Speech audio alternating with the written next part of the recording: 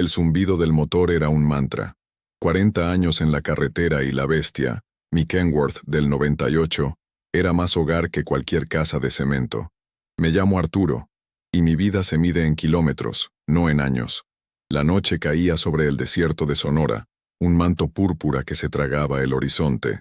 Iba rumbo a Hermosillo, con 20 toneladas de varilla que esperaban en una obra. El aire acondicionado apenas le hacía mella al calor pegajoso que se colaba por las rendijas, un calor que olía a polvo y a tiempo viejo. En el portavasos, un café negro, amargo como los recuerdos que a veces me asaltaban en la soledad de la cabina. Pensaba en Rosa, mi vieja que se me había ido hacía 5 años. Ella entendía esta vida. Tú no manejas un camión, Arturo, me decía. Tú cargas las venas de este país. Y así era. Yo era sangre corriendo en la oscuridad. El tramo entre Santa Ana y Hermosillo es una recta traicionera. Te arrulla con su monotonía, y es ahí donde el diablo se te aparece, o peor, el sueño. Pero yo no estaba dormido. Estaba más despierto que nunca cuando la vi. Eran pasadas las 11. La luna, una uña pálida, apenas alumbraba. Mis faros cortaron la negrura y la revelaron. Estaba parada exactamente sobre la línea blanca discontinua que divide los carriles. Una mujer. El instinto me hizo frenar. Un movimiento brusco que hizo chillar los frenos y quejarse a la carga. ¡Híjole! Grité al vacío de la cabina. Mi corazón, un tambor desbocado, estaba inmóvil. El viento del desierto, ese que sopla con malicia, le agitaba el velo. Llevaba un vestido de novia, blanco, largo, pero no era un blanco limpio. Estaba manchado de tierra, de algo más. Y entonces, mientras me acercaba y el camión por fin se detenía a unos 50 metros de ella, lo supe. La sangre se me heló, más fría que el aire que escupía la ventilación. Conocía esa historia. Todos los tráileros que cruzamos Sonora la conocemos. Pero era eso, una historia, un cuento para asustar a los novatos. Pero la estaba viendo. Era ella. Y entonces, el detalle que me golpeó el alma. Ese no era cualquier vestido. Era el vestido con el que la habían enterrado. Me quedé paralizado, con las manos soldadas al volante. El motor rugía en ralentí, un animal nervioso. Ella no se movió, no me miró. Su cabeza estaba ladeada como si escuchara una música que yo no podía oír. ¿Qué se hace? ¿Toco el claxon? ¿Le hablo por el altavoz? Me sentí un idiota. Esto no estaba en el manual. Duró 1 minuto, pero parecieron 1000 años. El silencio del desierto lo llenaba todo. Y entonces, tan rápido como la vi, desapareció. No se desvaneció como en las películas. Simplemente, ya no estaba. Parpadeé. Un espacio vacío en la carretera. La línea blanca, sola, extendiéndose hacia la oscuridad. Arturo, ya estás viejo, me dije tratando de que la voz no me temblara. Estás viendo visiones. Pero el sudor frío que me corría por la espalda no era una visión. Puse la palanca en primera. El camión se sacudió y lentamente, con el corazón en la garganta, crucé el punto exacto donde ella había estado. No miré por el retrovisor. No me atreví. Seguí manejando, pero el mantra del motor se había roto. Ahora solo escuchaba el silencio de una novia en la carretera. Llegué al paradero de El Yaqui casi al amanecer. Necesitaba más que café. Necesitaba ver gente, escuchar el ruido de la vida normal, las cucharas contra las tazas, las risas de los otros compañeros, el sonido de la televisión en la esquina. Apagué la bestia y me bajé. Las piernas me temblaban. Entré a la fonda. El olor a machaca y a tortillas recién hechas me reconfortó un poco. Pedí un café y unos huevos con chorizo, pero el estómago lo tenía cerrado. Me senté en una mesa al fondo bajo la luz amarillenta. Chuy, el encargado, un hombre de mi edad con un bigote que parecía haber visto mejores días, se me acercó. «Don Arturo, ¿qué lo trae tan callado? ¿Le peleó la carretera?», me dijo limpiando la mesa con un trapo. No supe qué contestarle. ¿Le digo que vi un fantasma? Se van a reír de mí. Van a decir que el viejo Arturo ya chochea. Noche larga, Chuy. Pesada. Me limité a decir. Él asintió, comprensivo. Así son estas rutas. Más cuando uno viene pensando. Se fue a atender a otros clientes. Yo revolvía el café, pero mi mente estaba en esa línea blanca. ¿Por qué yo? ¿Por qué tan clara? No era una sombra. No era una ilusión por el cansancio. Era una mujer, con su velo, con su dolor. Empecé a pensar. Un hombre no puede pasarse 40 años en la carretera sin aprender a pensar. La mente, como un motor, necesita afinarse. ¿Qué sé de esa historia? La novia de Sonora, le dicen. Elena Sandoval. Una muchacha de familia de dinero de Hermosillo. Murió hace... ¿cuánto? ¿20? ¿30 años? La leyenda decía que murió la noche de su boda, en esa misma carretera. Un accidente. El coche se volcó. Ella y el novio. Pero la gente cuenta que solo ella murió. El novio sobrevivió sin un rasguño. Y que desde entonces, ella se aparece, buscando al novio, o buscando justicia, o nomás buscando que alguien la lleve. Pero nunca se sube. Me había dicho un trailero joven una vez, riéndose. Dicen que si le paras te da un susto que te saca canas verdes. Yo no le paré. Yo me paré. Y ella desapareció. Recordé las palabras de mi abuelo, un hombre sabio de la sierra. Arturo, cuando los muertos no descansan, es porque los vivos no los dejan. Tienen un pendiente. ¿Qué pendiente puedes tener tú, mijita? Pensé, mirando mi taza. La comida llegó. Comí sin ganas. El recuerdo de su vestido, sucio de tierra, tierra de tumba. No, tierra de carretera. El vestido con el que la enterraron. ¿Cómo sabía yo eso? Porque la historia lo decía, que la familia, destrozada, había cumplido su última voluntad de ser enterrada con el traje que tanto había soñado. Una tragedia de esas que llenan los periódicos por semanas. Decidí que no podía quedarme con la duda. Tenía que entregar la varilla en Hermosillo, sí, pero después tenía un día libre antes de cargar de regreso. Voy a preguntar, me dije, no por chismoso, no sabía por qué. Quizás porque en la soledad de la cabina, uno aprende a respetar las cosas que no entiende. Y yo había visto algo que me exigía respeto. Pagué la cuenta. Chuy me despidió con un gesto. Váyase con cuidado, don Arturo. Y ponga música. No se deje ganar por los pensamientos. Asentí. Subí a la bestia. El sol empezaba a despuntar, tiñendo el cielo de un naranja violento. Arranqué el motor. El zumbido familiar me envolvió. Pero algo había cambiado. Ya no iba solo a Hermosillo. Ahora me sentía como si llevara un pasajero invisible. Un pasajero con un vestido de novia manchado y un pendiente que pesaba más que mis 20 toneladas de varilla. Llegué a la constructora en Hermosillo con el sol a plomo. El calor era un castigo. Dejé la bestia en la zona de descarga y me fui a la oficina a entregar los papeles. El ingeniero, un joven con más prisa que experiencia, apenas me miró. Firme aquí, don Arturo. Puede dejar el remolque y recogerlo mañana. Lo llamamos. Mejor. Necesitaba tiempo. Me fui al hotelito de siempre, cerca de la central de autobuses. Una ducha fría no se llevó el cansancio, pero sí aclaró las ideas. Tenía un plan. Un plan vago, pero un plan al fin. Me puse la ropa limpia que no olía a diésel y salí a la calle. Hermosillo estaba vivo, ruidoso. La gente iba y venía, ajena a las novias fantasma. Me dirigí a la hemeroteca, la biblioteca pública, un edificio viejo pero con aire acondicionado. Le pregunté a la señorita del mostrador, una muchacha amable. Busco archivos de periódicos, de un accidente, hace quizás 20, 25 años. Ella me miró con curiosidad. ¿Algún nombre, fecha? Le dije el único que tenía. Elena Sandoval. La muchacha frunció el ceño pensativa, y luego sus ojos se abrieron. Ah, usted busca lo de la novia. Se me erizó la piel. Así es, mijita. Me llevó a unos archivos de microfilme. Fue en 1993. Verano. Me enseñó a usar la máquina. Era torpe, pero logré encontrar las fechas. Y entonces, la historia dejó de ser un cuento de traileros y se convirtió en una tragedia de papel y tinta. Trágico fin de una boda de ensueño, decía el encabezado.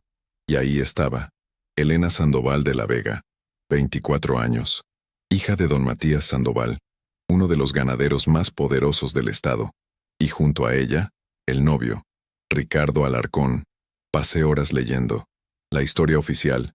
Un venado se les cruzó. Ricardo, que manejaba, perdió el control. El coche, un Mercedes-Benz nuevo, Dio varias vueltas de campana. Él salió despedido. Ella quedó atrapada cuando el coche se incendió. Pero mientras más leía, más cosas no cuadraban. Ricardo Alarcón no era de Hermosillo. Había llegado de la Ciudad de México hacía un año. Un tipo guapo, encantador, que había conquistado a la élite de la ciudad, y sobre todo, a Elena. Se casaron en la catedral. La recepción fue en el Club Campestre, una fiesta que, según el periódico, marcaría época. Y la marcó. Leí las notas de sociales de las semanas previas. Describían a Elena como radiante. Las fotos la mostraban sonriendo, colgada del brazo de Ricardo. En una foto, Elena lucía un vestido de día, sencillo pero elegante, con un bolso que reconocí de las revistas que Rosa leía. Un Chanel clásico, diría mi vieja. Se notaba la diferencia de mundos. Ella, la heredera de un imperio ganadero. Él, un hombre sin pasado claro, pero con mucho futuro. Leí los obituarios, el dolor de la familia Sandoval, y una nota pequeña, días después. Ricardo Alarcón, en franca recuperación, sobrevivió con costillas rotas y una conmoción, y con una herencia, porque esa era la otra parte. Don Matías Sandoval había muerto 6 meses antes de la boda. Elena era la heredera universal, y al casarse por bienes mancomunados, Ricardo Alarcón se convirtió, de la noche a la mañana, en un hombre muy rico. La investigación se cerró rápido. Accidente, tragedia, caso cerrado. Pero los reporteros de la época dejaron pequeñas migajas. El señor Alarcón, visiblemente afectado, no ha podido dar su declaración. Fuentes cercanas indican que el coche no tenía fallas mecánicas. El cuerpo de bomberos tardó casi 1 hora en llegar al remoto lugar. Salí de la hemeroteca con la cabeza zumbando. El sol me golpeó la cara. La historia ya no era de terror. Era una historia de ambición, de dinero. Me senté en una banca del parque, el vestido de novia, el coche incendiado, el novio que sobrevive. Tú no te caíste de un árbol, Arturo, me dije. Esto olía mal. Olía a podrido. Olía a justicia pendiente. La imagen de la mujer en la carretera regresó. Ya no era un fantasma. Era una víctima. Elena Sandoval no estaba buscando que la llevaran. Estaba pidiendo que la escucharan. Y yo, un simple trailero, la había escuchado. Pero ¿qué diablos podía hacer yo? Mi trabajo era mover varilla, no desenterrar muertos. Pero el rostro de Rosa vino a mi mente. La lealtad. La justicia. Valores que no se miden en toneladas ni en pesos. Decidí que mi día libre no había terminado. Tenía que encontrar a alguien más. Alguien que, como yo, no se hubiera tragado el cuento del venado. Mi siguiente parada fue una cantina. No de las turísticas. Una cantina de las de antes con puertas de vaivén y olor a cerveza rancia. El Gato Negro. Ahí me dijeron se juntaban los reporteros de la vieja guardia, los que ahora escribían columnas de política o de deportes, pero que en sus tiempos habían cubido la nota roja. Pregunté por un nombre que vi repetido en muchos de los artículos de 1993. Miguel el Zorro Cienfuegos. Tuve suerte. El cantinero, un hombre con cara de mapa, me señaló una mesa al fondo. Ahí está el zorro, pero ya no muerde. Me acerqué. Era un hombre mayor, de unos 70 y tantos, con lentes gruesos y manos temblorosas que apenas podían sostener el vaso de tequila. Don Miguel, le dije. Levantó la vista. ¿Quién pregunta? Un nadie, señor. Un trailero. Pero quiero invitarle un trago y hablar de algo viejo. Me miró con ojos cansados pero astutos. Siéntese, trailero. El trago se lo acepto. La plática, veremos. Le pedí al cantinero 2 tequilas de la mejor reserva. A su salud, don Miguel. Brindamos. ¿Qué quiere saber un hombre del camino que un viejo plumilla pueda contarle? Elena Sandoval. Solté. El zorro no se inmutó, pero sus ojos perdieron un poco de la neblina del alcohol. Ah, la novia. ¿Por qué? Le conté. No todo. No le dije que la vi. Le dije que la ruta estaba pesada, que oí la leyenda, y que al leer la historia, algo no me cuadraba. Él sonrió, una sonrisa triste. Usted tiene buen ojo, trailero. Mejor que el de los policías de ese entonces. Se echó el tequila de un trago. Ese caso fue mi cruz. ¿Qué pasó, don Miguel? suspiró. Lo que pasó fue el dinero. Lana, montones de lana. Ricardo Alarcón era un tipo listo, un encantador de serpientes. Llegó, vio a la pollita con dinero y se la embolsó. Don Matías, el padre, no lo quería. El viejo tenía colmillo. Sabía que ese yerno no era trigo limpio, pero murió antes de poder hacer nada. La boda fue apresurada, y luego el accidente. El zorro hizo comillas en el aire. Yo fui el primero en llegar a la escena después de los bomberos. Aquello fue un infierno. ¿Qué vio? Vi lo que no cuadraba. El coche estaba hecho cenizas, pero el cuerpo de Ricardo, que supuestamente salió volando, tenía solo rasguños y un golpe en la cabeza. ¿Sabe lo difícil que es salir volando de un Mercedes de esos? Y otra cosa, el venado. Nunca hubo venado. Lo que sí había era un olor a gasolina. Demasiada, como si alguien hubiera ayudado a que el fuego empezara. Pero nadie dijo nada, afirmé. Claro que no. Alarcón se convirtió en el dueño de Medio Sonora. Con la herencia de la pobre Elena, compró voluntades, cerró bocas. Se fue a vivir a la Ciudad de México, a un edificio de lujo en Polanco, mención de lujo, Finanzas 1. Se volvió intocable. A mí me amenazaron. Me dijeron que dejara de escarbar o mi familia iba a necesitar un reportero de nota roja. Y yo me callé. Tenía 2 hijos chicos. El zorro bajó la mirada, avergonzado. Todos nos callamos. Y Elena se quedó en la carretera. Sentí una rabia fría. Una rabia por el zorro, por la cobardía, pero sobre todo por la injusticia. Y Alarcón, ¿dónde está ahora? El zorro se encogió de hombros. Sigue siendo millonario. Invierte en la bolsa, sale en las páginas de sociales. Creo que vive en Estados Unidos ahora. En un hotel de lujo en Beverly Hills, mención de lujo 2 o algo así, mientras espera que le construyan otra mansión. El dinero no tiene memoria, trailero. Me levanté. Gracias, don Miguel. Me ha aclarado muchas cosas. Él me sujetó del brazo. Tenga cuidado. No despierte a los perros viejos. Ese Alarcón tiene el alma más negra que el diésel quemado. Los traileros sabemos de perros viejos, don Miguel, y de fantasmas. Dejé dinero en la mesa para la botella entera. Salí de la cantina. El sol de la tarde seguía quemando, pero yo tenía un frío por dentro. El frío de la injusticia. Ahora la historia estaba completa, y era peor de lo que imaginaba. Regresé al hotel. La habitación barata se sentía como una celda. Me senté en la cama, y el peso de la historia me cayó encima. Tenía la verdad. Una verdad de cantina, de un reportero viejo, pero se sentía real. Más real que el venado de la policía. Pero, ¿qué hacía yo con eso? Era la palabra de un trailero contra la de un millonario. Era ridículo. Era como querer apagar un incendio con un vaso de agua. La frustración me hizo querer golpear la pared. ¿Quién me creía yo? ¿El justiciero de la carretera?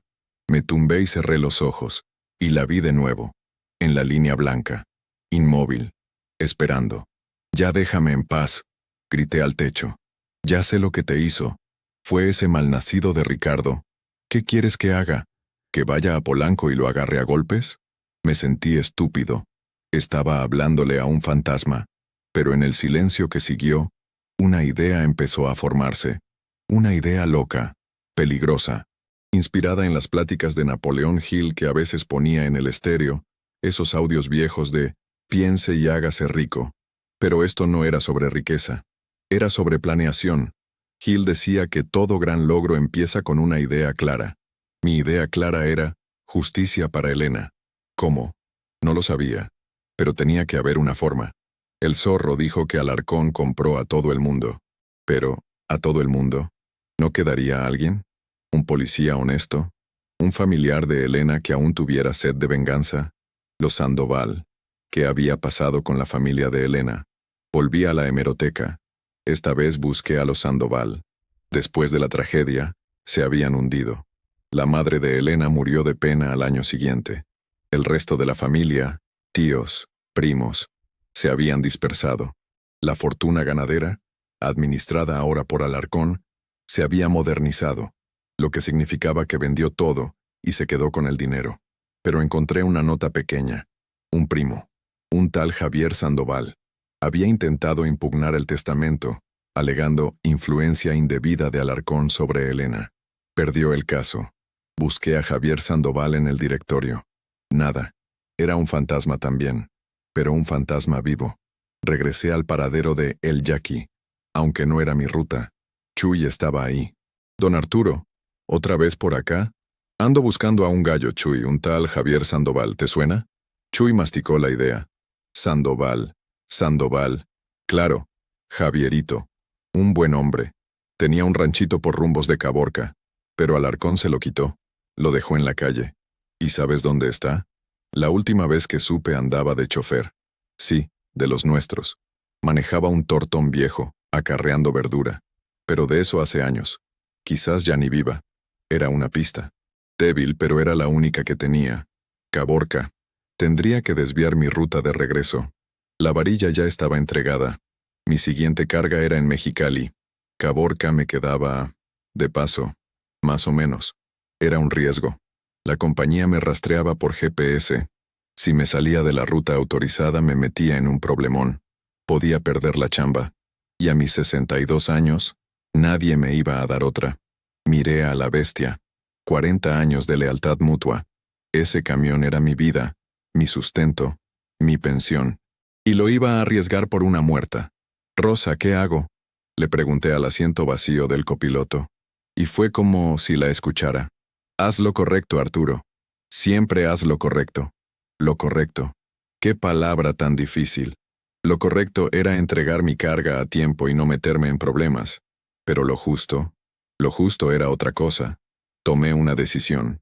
A la compañía le reportaría una falla mecánica, una manguera rota, el diferencial, algo que me diera 24 horas. Tenía unos ahorros. Una pequeña inversión, mención de Finanzas 3, que guardaba para cuando ya no pudiera manejar. La usaría si era necesario. Desviaría el camión. Iría a Caborca a buscar a Javier Sandoval. Era una locura. Un plan de un viejo chocho. Pero era el único plan que tenía. Arranqué la bestia. Esta vez el zumbido del motor no era un mantra. Era una marcha de guerra. Llegar a Caborca fue más fácil que encontrar a Javier Sandoval. El pueblo había crecido, pero la gente seguía siendo de rancho, desconfiada. Pregunté en las refaccionarias, en las fondas, en los talleres mecánicos. ¿Javier Sandoval? ¿El primo de Elena? Algunos me miraban como si estuviera loco. Otros, con miedo. El apellido Alarcón, aunque lejano, todavía pesaba. Finalmente, un mecánico viejo, al que le compré una manguera que no necesitaba para justificar mi presencia, me dio el pitazo. Javierito no está aquí. Se fue al otro lado. Está en Tucson.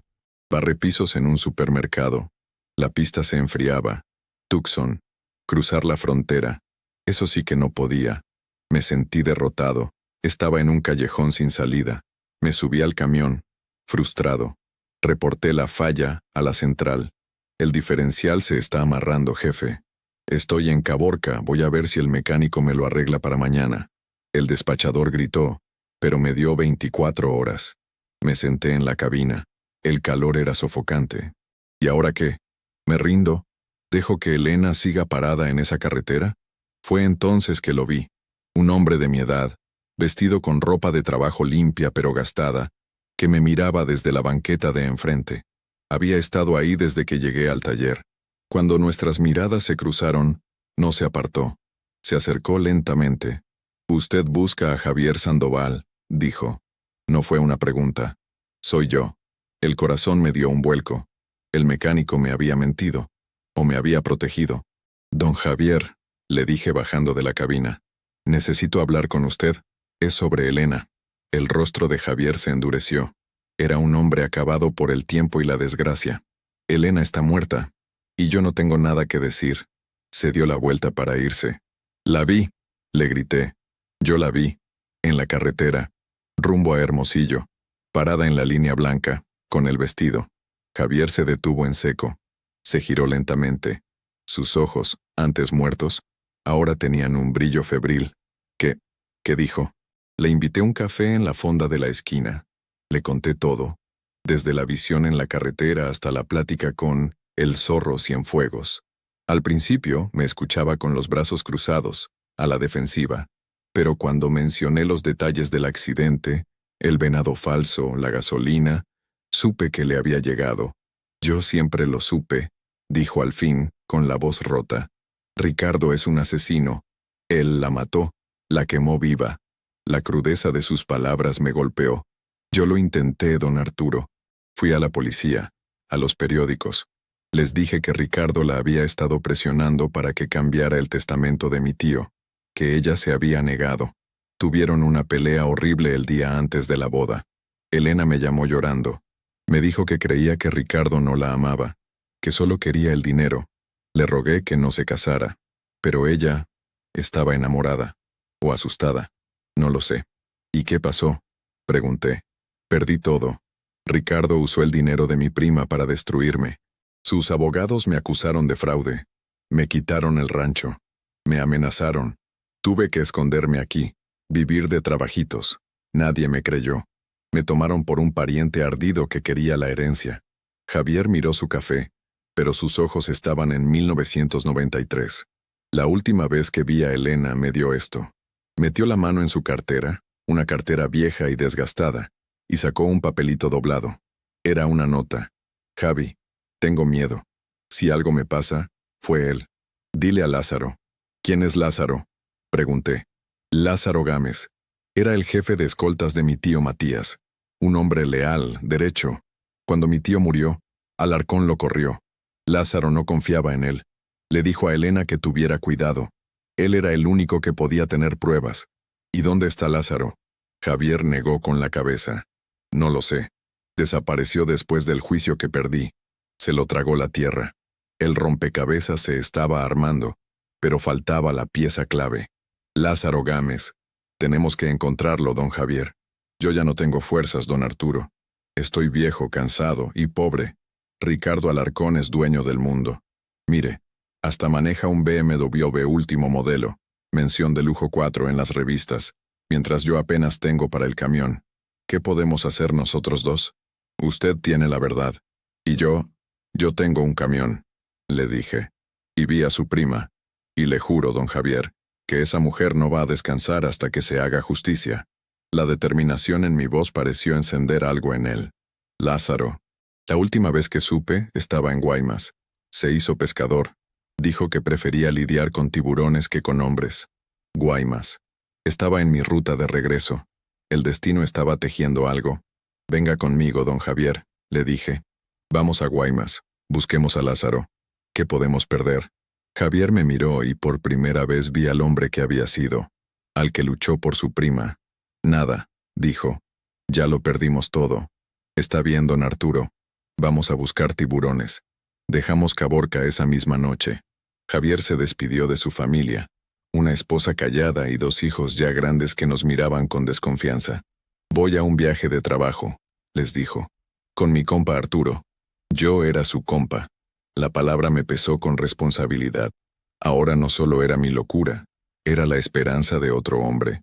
Reporté a la central que la bestia estaba arreglada y que retomaba mi ruta a Mexicali, pero que tomaría la costera por Guaymas para evitar la sierra. Era una mentira pobre, pero el despachador de noche estaba más dormido que despierto y solo dijo, «Ok». El viaje a Guaymas fue en silencio, un silencio pesado. Javier miraba por la ventana, perdido en sus recuerdos. Yo me concentraba en el camino. Ya no éramos 2 hombres, éramos una misión. Lázaro Gámez, repetía Javier. Era un hombre duro pero justo, como de película. Leal a mi tío hasta la muerte. Si alguien guardó pruebas, fue él. Llegamos al puerto al amanecer. El olor a sal y a pescado podrido nos golpeó. Guaymas es un lugar de trabajo duro.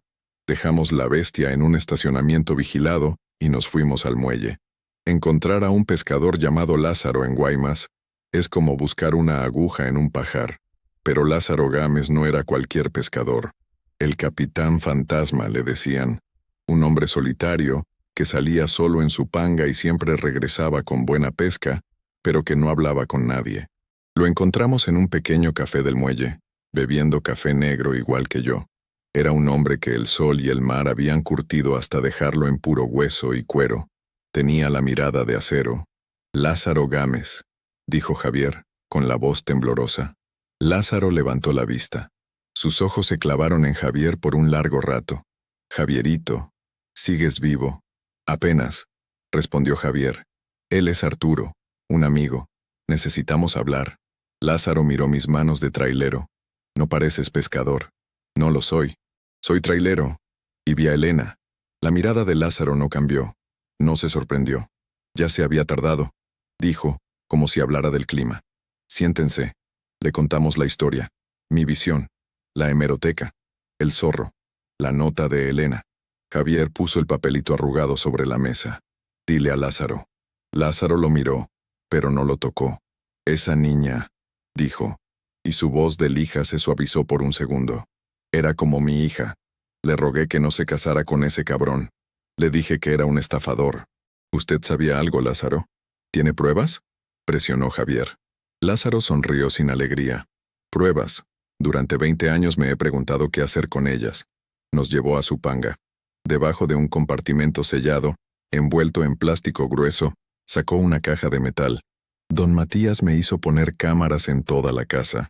Después de que murió, Alarcón las mandó quitar, pero yo me quedé con las grabaciones de la última semana. Eran cintas de video, viejas pero cuidadas, y tengo esto. Sacó un folder. Alarcón era estúpido. Usó el teléfono de la casa para hacer sus planes.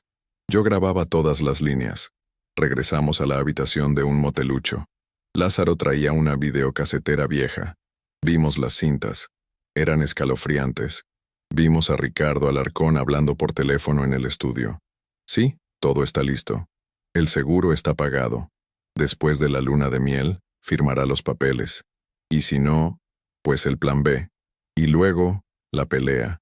La noche antes de la boda. Elena llorando. Me mentiste.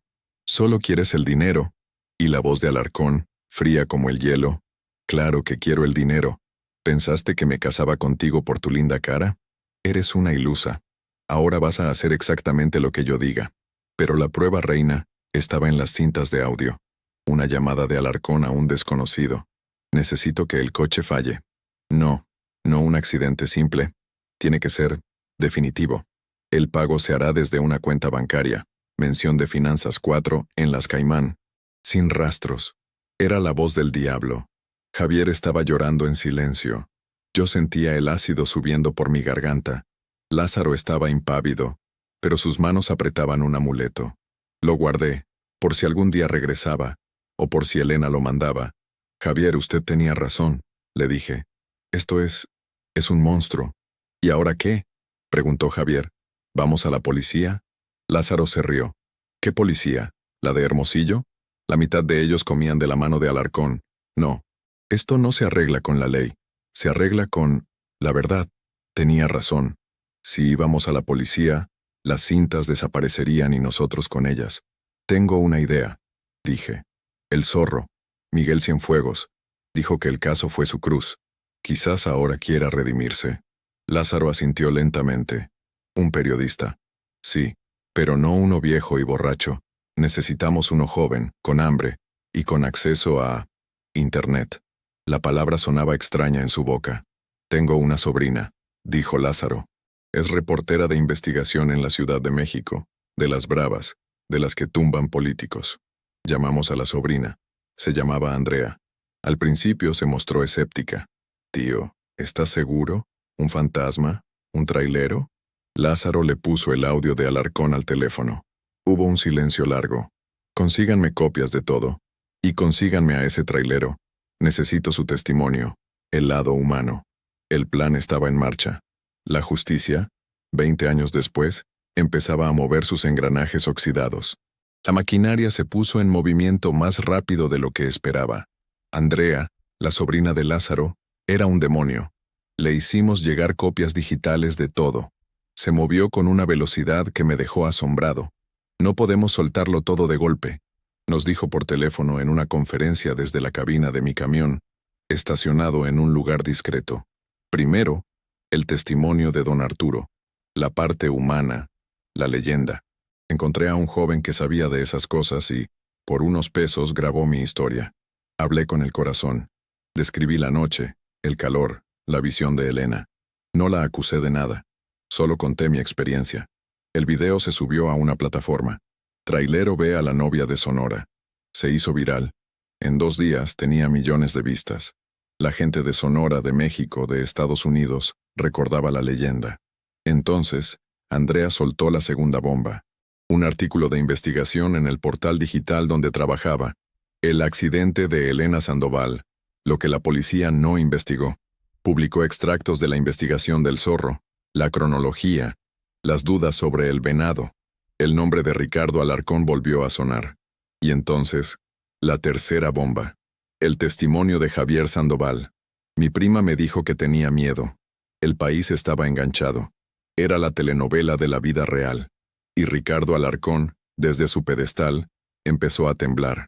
Sus abogados mandaron cartas, amenazas de demanda. Dijeron que era un refrito de chismes viejos. Y entonces, Andrea soltó las cintas.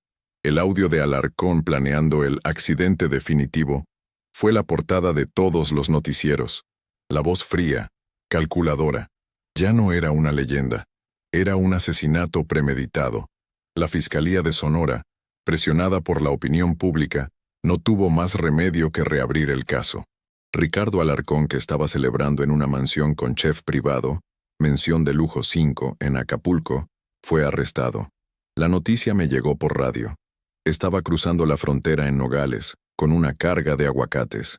Cae empresario por asesinato de su esposa hace 20 años. Apagué el radio. El silencio de la cabina era total. Lo habíamos logrado. Un viejo trailero, un ranchero quebrado y un pescador fantasma. Le habíamos dado paz a Elena. Los meses que siguieron fueron un circo. El juicio fue el evento del año. Querían que yo testificara. Me negué. Yo solo vi lo que vi. Le dije a Andrea. El resto lo hicieron ustedes. Javier y Lázaro sí testificaron. Sus voces, firmes, contaron la verdad. Las cintas fueron la clave. La defensa de Alarcón intentó desacreditarlas, pero la tecnología moderna confirmó su autenticidad. Ricardo Alarcón fue condenado. Cadena perpetua. Sin derecho a fianza. Sus lujos, sus millones, no pudieron comprar su salida de esa.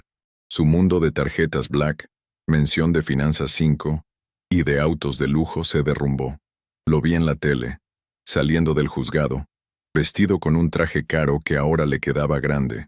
El hombre que lo tenía todo, pero que tenía el alma podrida. Mi vida volvió a la normalidad, o casi. Seguí manejando. La bestia y yo. Pero algo era diferente. La gente me reconocía en los paraderos. Usted es don Arturo, ¿verdad? El que vio a la novia. Yo solo asentía. Me invitaban cafés, me daban la mano. Me había convertido en parte de la leyenda. Javier Sandoval recuperó su rancho.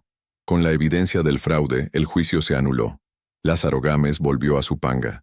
Dijo que los tiburones eran más nobles. Una noche, meses después, me tocó la misma ruta. Hermosillo. El mismo tramo. El corazón me latía un poco más rápido.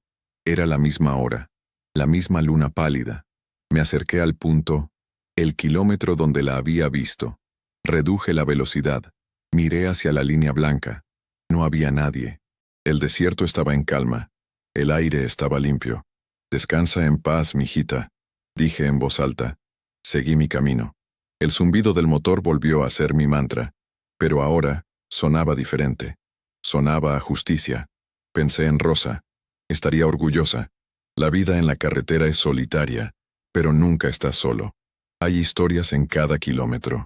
Historias de amor, de pérdida, y a veces, historias de fantasmas que solo necesitan que alguien, un simple tráilero, se detenga a escuchar. Gracias por llegar hasta el final de esta reflexión. Si estás leyendo esto, quiero que sepas que no estás solo. ¿Qué les pareció la historia de don Arturo y la novia de Sonora? A veces la carretera nos da lecciones que no se aprenden en ningún otro lado. Me encantaría saber qué piensan. Por favor, comenten aquí abajo. Sus palabras son bien importantes para este canal. Sigan el canal si les gustan este tipo de historias, que se hace con mucho corazón. Díganme, ¿qué otras historias o leyendas de carretera conocen? ¿Sobre qué temas les gustaría que platicáramos en el próximo viaje? Y cuéntenme, ¿desde qué ciudad o país me están escuchando? Me da mucha curiosidad saber hasta dónde llega la voz de este trailero.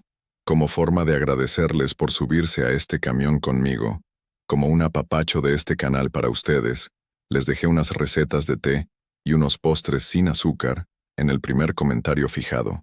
Son cosas que me preparo para aguantar las noches largas, para cuidar la salud, que es lo único que de verdad tenemos.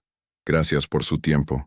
Que Dios los proteja a todos, a ustedes y a sus familias, y que les ponga el camino bueno. Nos vemos en la próxima carga.